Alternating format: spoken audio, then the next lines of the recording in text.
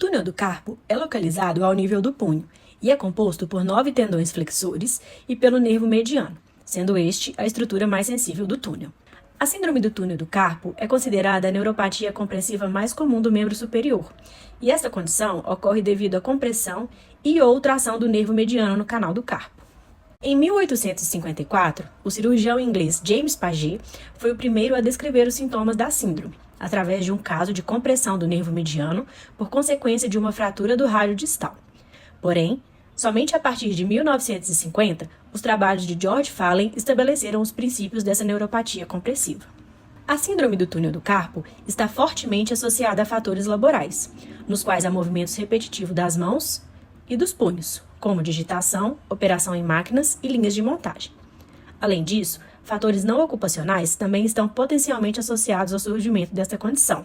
Dentre eles, podemos citar condições pós-traumáticas, diabetes mellitus, gestação, artrite reumatoide, hipotireoidismo, obesidade e lúpus.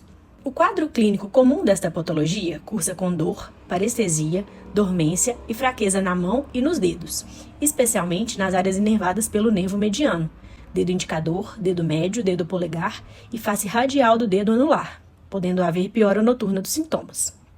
O diagnóstico da síndrome do túnel do carpo é clínico e pode ser confirmado pelos testes de Fallen e Tinel positivos, ou mesmo por exames de imagem, como ressonância magnética e ultrassom. Já em relação ao tratamento, pode variar entre o tratamento conservador e o cirúrgico, sendo determinantes critérios de escolha a gravidade e o tempo dos sintomas. O diagnóstico precoce e o tratamento adequado são essenciais para evitar complicações a longo prazo e melhora da qualidade de vida daqueles que possuem a síndrome. Dessa forma, é possível ofertar um melhor prognóstico para estes pacientes. Quando falamos dessa síndrome, podemos dizer que ela é a mais frequente entre as síndromes compressivas. E lembrar que ela comete cerca de 4 a 5% da população mundial, sendo sua maior frequência entre as pessoas de 40 a 60 anos e maior prevalência no sexo feminino. Quando falamos de diagnósticos, temos que lembrar que a clínica é o principal meio.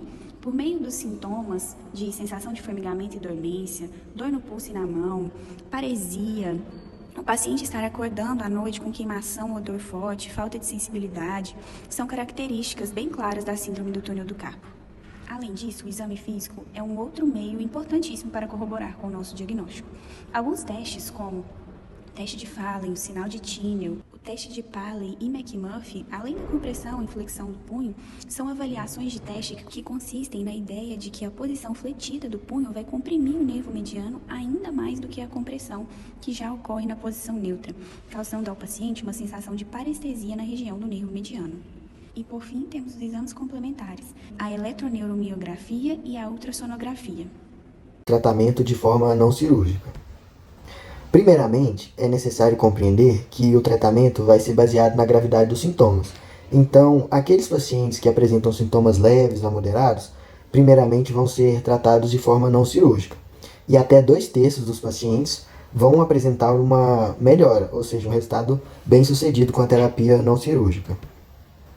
Existem basicamente 2 formas de terapia não cirúrgica, na verdade são as principais, que é a imobilização noturna do punho na posição neutra e a injeção de glicocorticoide, que vai ser preferida para aqueles pacientes que querem um início de alívio mais rápido dos sintomas. E elas parecem ser igualmente eficazes. Bom, a imobilização, que seria a tala de pulso, ela pode ser utilizada tanto à noite ou de forma contínua. Ela vai reduzir a gravidade dos sintomas e melhorar a velocidade de condução do nervo mediano. Inicialmente, a gente começa essa terapia e vai reavaliar 1 ou 2 meses depois para entender como que foi a resposta do paciente. Outra opção seria a injeção de glicocorticoide, que vai ter o objetivo de reduzir a inflamação e auxiliar na recuperação. Geralmente ela é feita por uma injeção de metilprednisolona de 20 a 40 mg com lidocaína 1%. Outra opção seria a betametasona. A injeção ela pode ser aplicada tanto de forma proximal quanto distal do túnel do carpo. Ela tem alguns efeitos adversos, por exemplo, a exacerbação da compressão do nervo mediano, uma injeção acidental nos nervos mediano ou ulnar e a ruptura do tendão flexor. São possíveis efeitos adversos. E é importante destacar que recomenda-se não utilizá-la mais do que uma vez a cada 6 meses. Bom, existe a possibilidade de terapia combinada também. Caso o paciente apresente uma melhora parcial ou transitória com tratamento exclusivo com talas ou a injeção de glicocorticoide, a gente pode fazer a terapia dele utilizando os dois juntos, por isso terapia combinada.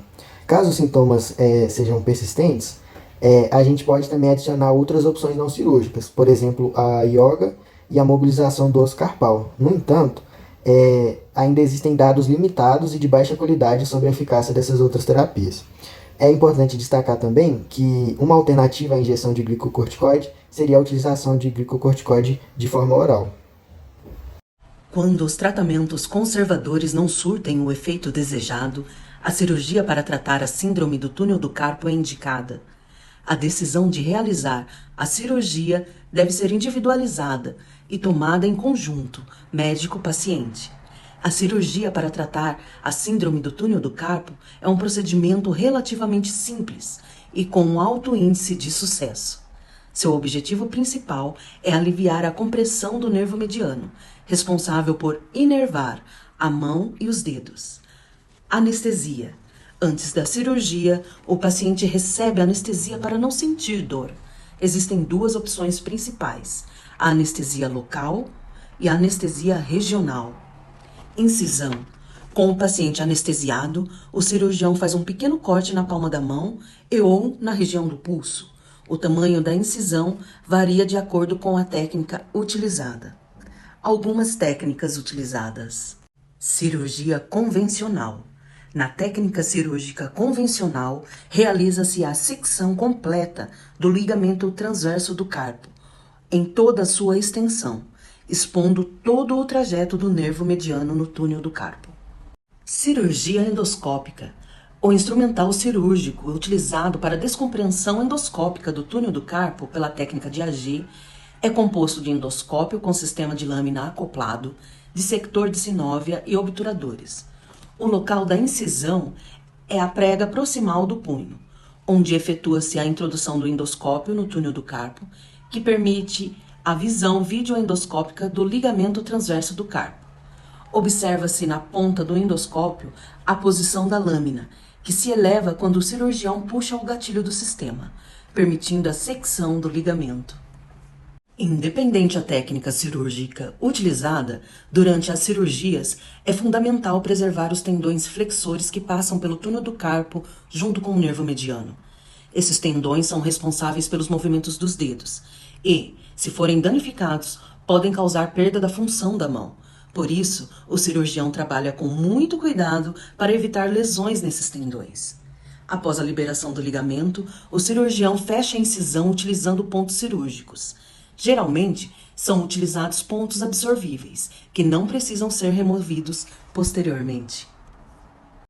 Na medicina, as complicações se baseiam na evolução desfavorável ou devido à consequência de uma doença, terapia ou condição que a pessoa tenha ou tenha sido submetida a. Na síndrome do túnel do carpo, as complicações decorrentes do tratamento tardio, do não tratamento e devido a condições associadas que a pessoa tenha ou possa ter tido, como por exemplo diabetes mellitus e hipertensão arterial sistêmica, são muito parecidas e se baseiam na piora dos sintomas. São eles: dor crônica, paresia progressiva da mão, perda progressiva da sensibilidade dos músculos intrínsecos inervados pelo nervo mediano, sendo esses músculos os lumbricais radiais, o oponente do polegar, o abdutor curto do polegar e a porção superficial do flexor curto do polegar. Bom, outras complicações muito prevalentes são a fraqueza dos músculos, já mencionados previamente, a diminuição progressiva da força da mão, a dificuldade progressiva na coordenação motora simples, como, por exemplo, no movimento de preensão e da pinça digital. Algumas complicações decorrentes do tratamento, vale ressaltar que elas são raras e ocorrem em cerca de 2 a 15% dos casos, sendo elas o incompleto alívio dos sintomas, devido provavelmente à incompleta liberação do retináculo flexor, um diagnóstico incompleto ou errôneo, infecções, dor e alterações sensitivas na cicatriz volar ou desconforto incisional, lesão do ramo cutâneo palmar ou lesão de ramos motores e sensitivos do nervo mediano, rigidez dos dedos, alterações sensitivas persistentes no dedo médio e distrofia simpática reflexa. A persistente alteração sensitiva do dedo médio e o desconforto incisional tendem a desaparecer espontaneamente sem precisar de nenhuma intervenção em cerca de 3 a 6 meses após o procedimento.